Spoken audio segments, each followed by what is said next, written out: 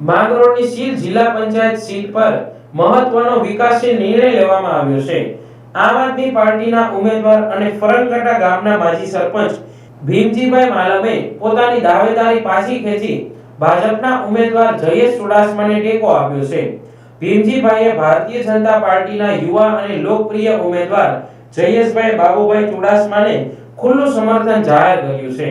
પોતાની ઉમેદવારી પરત ખેંચતા ભાજપના હાથ મજબૂત કર્યા છે। ભીમજીભાઈ માલમે જણાવ્યું હતું કે સીલ જિલ્લા પંચાયતની સીટના ઉમેદવાર લાંબા સમયથી આ વિસ્તારમાં લોકોની સેવા કરી રહ્યા છે અને તેને લોકોનો ખૂબ સહયોગ મળી રહ્યો છે, માટે જયેશભાઈ ચુડાસમાને સમર્થન આપ્યું છે।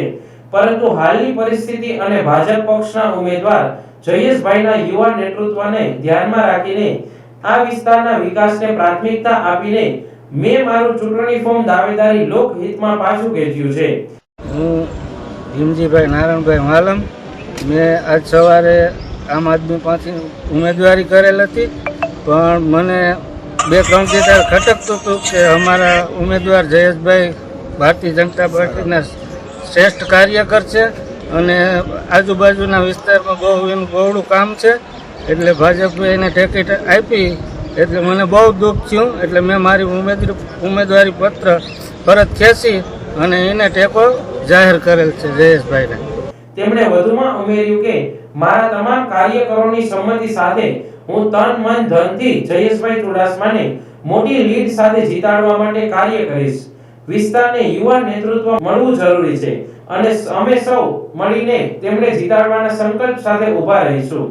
આ નિર્ણય બાદ માંગરોળ વિસ્તારમાં રાજકીય ચર્ચાએ નવી દિશા લીધી છે, કારણ કે આમ આદમી પાર્ટીના ઉમેદવાર દ્વારા ફોર્મ પાછું ખેંચી ભાજપ ઉમેદવારને સમર્થન આપ્યું છે। જયેશભાઈ આ વિસ્તારમાં જુસ્સેદાર ઉમેદવાર છે અને આ વિસ્તારના લોકો પણ જયેશભાઈને નિષ્ઠાવાન કાર્યકર તરીકે જોવામાં આવી રહ્યા છે। જી નમસ્તે। આગામી 2026માં સ્થાનિક સ્વરાજના ઇલેક્શનમાં 29 સીલ જિલ્લા પંચાયતમાં ભારતીય જનતા પાર્ટીએ યુવા અને અમારા બાહોશ સરપંચ શ્રી જયેશભાઈ બાબુભાઈ ચુડાસમાને જ્યારે ઉમેદવારી કરવા માટે મેન્ડેટ આપેલું છે, તેમના સમર્થનમાં આમ આદમી પાર્ટીના ઉમેદવાર તરીકે જેમને મેન્ડેટ આપવામાં આવ્યું હતું એવા ભીમજીભાઈ માલમ દ્વારા તમામ કાર્યકરો સાથે જયેશભાઈ સમર્થન આપેલું છે અને જયેશભાઈના 29 સીલ જિલ્લા પંચાયતની સીટમાં ટોટલ 5 તાલુકા પંચાયતની સીટોનો પણ સમાવેશ થયેલો છે।